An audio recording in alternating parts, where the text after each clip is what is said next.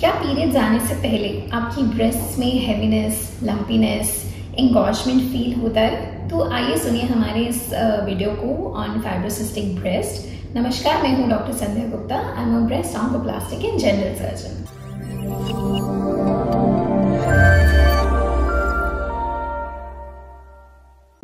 So fibrocystic breast is basically a normal condition of breast जहाँ पर आपकी breast थोड़े से painful, lumpy feel कर सकते हैं right before your cycles, and ये hormonal changes की वजह से इफेक्ट आता है। जो एस्ट्रोजन हार्मोन है, हर महिला जब menstruate करती है तो उस पूरे साइकिल के दौरान, that 28-day साइकिल के दौरान हार्मोन्स कभी बढ़ते हैं कभी घटते हैं। उस हार्मोन के इन्फ्लुएंस में ब्रेस्ट का साइज बढ़ता घटता है, उसके अंदर जो सेल्स हैं उनका साइज बढ़ता घटता है, उनका नंबर बढ़ता घटता है। तो इस साइक्लिकल चेंज, इन साइक्लिकल हार्मोनल चेंजेस के कारण ब्रेस्ट में फाइब्रोसिस्टिक चेंजेस आते हैं, बट इसमें कोई कैंसर का खतरा नहीं होता। इस बात का प्रूफ ये है कि ऑलमोस्ट अगर 10 महिलाएं हैं तो उनमें से 6 महिलाओं ने अपनी लाइफ में कभी ना कभी फाइब्रोसिस्टिक ब्रेस्ट चेंजेस नोटिस किए होंगे।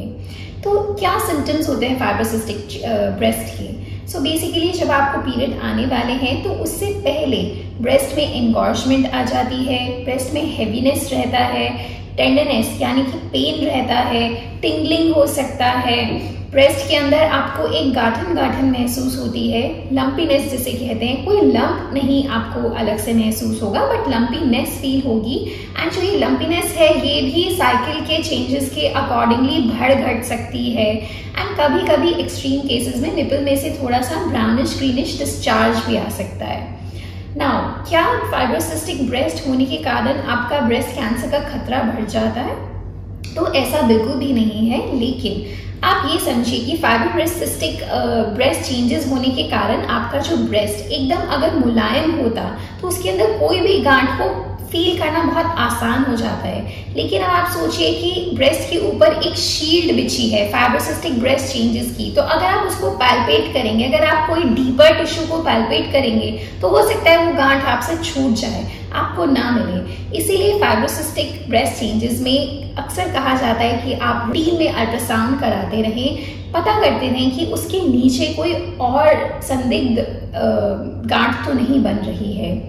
अब कब हम परेशान हो फाइब्रोसिस्टिक ब्रेस्ट चेंजेस को लेके, कब हमें अपने डॉक्टर को कंसल्ट करना चाहिए? जब पेन बहुत ज़्यादा है, जो साइकिल्स ख़त्म होने के बाद भी ख़त्म नहीं हो रहा है या वर्सन ही होता जा रहा है और ज़्यादा बढ़ रहा है, या कोई गांठ आपको ऐसा लग रहा है कि जो जब पीरियड्स आके चले गए उसके बाद भी गांठ का साइज कम नहीं हुआ बल्कि बढ़ते चले जा रहा है, तब आप अपने डॉक्टर से ज़रूर मिलें। तो वो आपको एक बार हो सकता है हाथ लगा के देखेंगे, पता करेंगे कि क्या कोई अंदर गांठ तो नहीं है, संदिग्ध गांठ तो नहीं है। हो सकता है वो एक अल्ट्रासाउंड भी कराएं।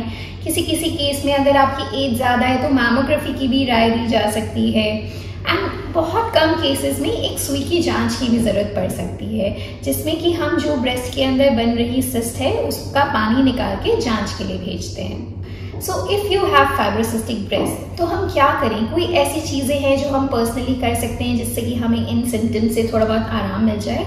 तो यस, अगर आपकी डिजीज़ बहुत माइल्ड है, आपका पेन बहुत बॉदरसम नहीं है, तो आपको कुछ भी करने की ज़रूरत नहीं है। एज आई सेड, ये बीमारी नहीं है, एक नॉर्मल कंडीशन है ब्रेस्ट की। बट अगर आपको पेन है तो पहले तो आप एक अच्छी सपोर्ट वाली ब्रा पहने, जिससे कि ब्रेस्ट सपोर्टेड रहेगी तो पेन में डेफिनेटली एक आपको रिलीफ आएगा। एंड आप अगर बहुत ज़्यादा पेन है तो पेन किलर्स भी ले सकते हैं, जैसे कि आप क्रोसिन ले सकते हैं, आइबुप्रोफेन ले सकते हैं। एंड कहा जाता है कि chocolates and caffeine increase this kind of pain, तो आप थोड़ा अपना कैफीन इंटेक, चॉकलेट इंटेक को कम कर दीजिए। Then there are some medications like Evion and Primoza. These are breast protective multivitamins which again help with the pain. But इनको थोड़े लंबे टाइम तक लेना पड़ता है। And finally, अगर कुछ भी काम नहीं कर रहा है तो हमें आपको ओरल कॉन्ट्रासेप्टिव पिल्स पे डालना पड़ सकता है, बिकॉज ये बीमारी हार्मोन से रिलेटेड है। तो जब हम हार्मोन की गोली देंगे तो हार्मोन के ऊपर कंट्रोल आता है। तो वो फाइनल, अगर कोई भी और चीज़ से आपको आराम नहीं आ रहा है तो फाइनली फिर हम आपको ओरल कॉन्ट्रासेप्टिव पिल्स पे भी डाल सकते हैं। Watch more informative videos. Please subscribe to our channel. Thank you.